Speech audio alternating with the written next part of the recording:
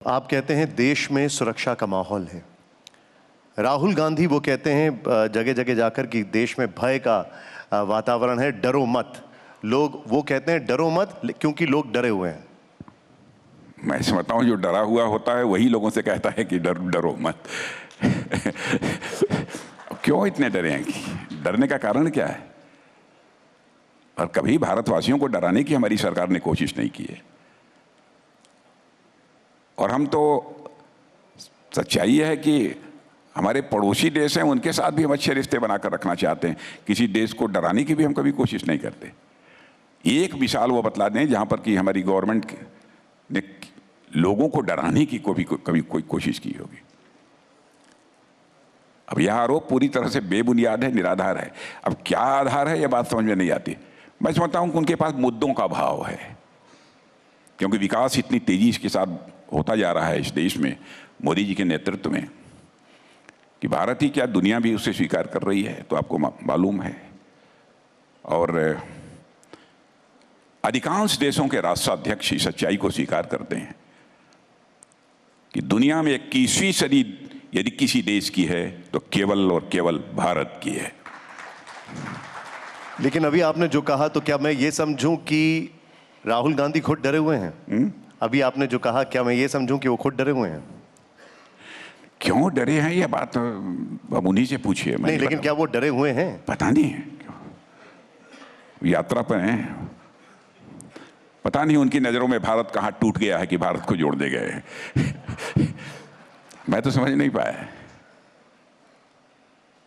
और आप लोग भी इंटेलेक्चुअल हैं, मैं आप लोगों से जानना चाहूंगा कि मेरा ज्ञान वर्धन करिए कि ये भारत कहीं टूटा हुआ है कि जोड़ने के लिए निकले हैं? किसको जोड़ने के लिए निकले हैं? क्या हम लोगों ने समाज को बांटने की कोशिश की है? क्या हम लोगों ने किसी स्टेट के साथ किसी प्रकार का डिस्क्रिमिनेशन अथवा किसी प्रकार का कोई भेदभाव किया है? पहले यही केंद्र सरकारें राज्यों को 31-32% दिया करती थी असिस्टेंस, जो सेंट्रल गवर्नमेंट प्रोवाइड करती है। हम 41-42% दे रहे हैं, और केवल बीजेपी लेड गवर्नमेंट्स को, स्टेट गवर्नमेंट्स को नहीं दे रहे हैं, सभी गवर्नमेंट्स को दे रहे हैं। कहीं पर कोई डिस्क्रिमिनेशन नहीं है। और मैं तो आपसे भी जानना चाहूंगा कि मुझे बतलाइए कि कहां पर हम लोगों ने किसको डराने की कोशिश की, कहां किसके साथ कोई डिस्क्रिमिनेशन किया है? वो कहते हैं कि ईडी भेज देते हैं, ईडी भेज देते हैं। जो गलत करेगा तो ईडी का अपना काम है।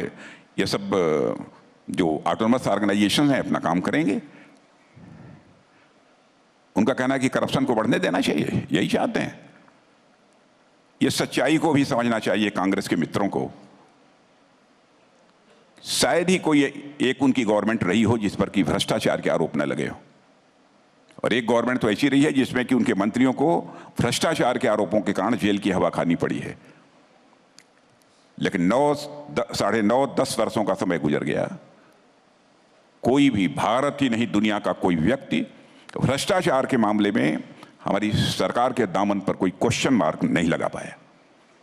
लेकिन अब वही ऑपोजिशन के लोग कहते हैं कि हमारे नेता बीजेपी में जा रहे हैं और बीजेपी उनके लिए वॉशिंग मशीन हो जाती है। तो जो आ रहे हैं तो हम क्या करें? जो आ रहे हैं वो आए, उनका स्वागत है। जो गड़बड़ करेंगे, जिनके खिलाफ जो कार्रवाई होनी चाहिए, कार्रवाई होगी।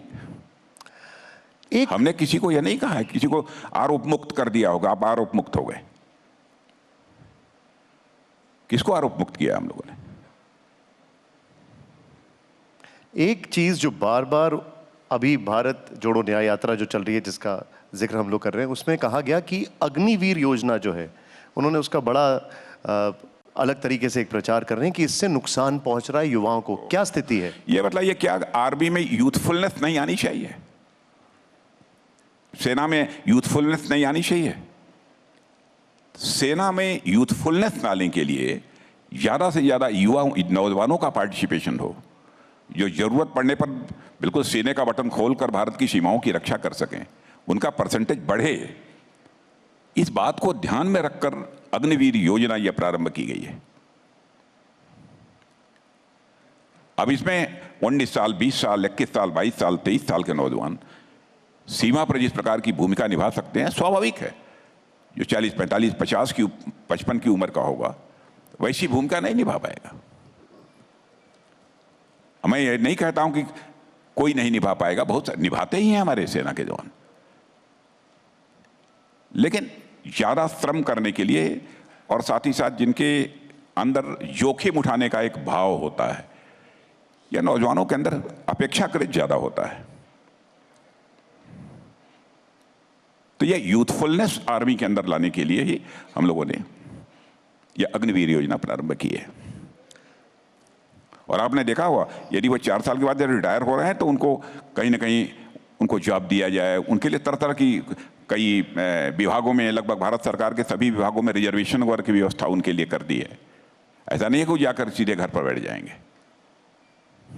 कुछ सर्टेन अमाउंट भी उनको दे रहे हैं ताकि कोई बिजनेस करना चाहे, व्यापार करना चाहे तो वो भी कर सकते हैं। उनको अन्य भी बहुत सारी जो फैसिलिटीज प्रोवाइड की जा सकती हैं वो भी प्रोवाइड कर रहे हैं।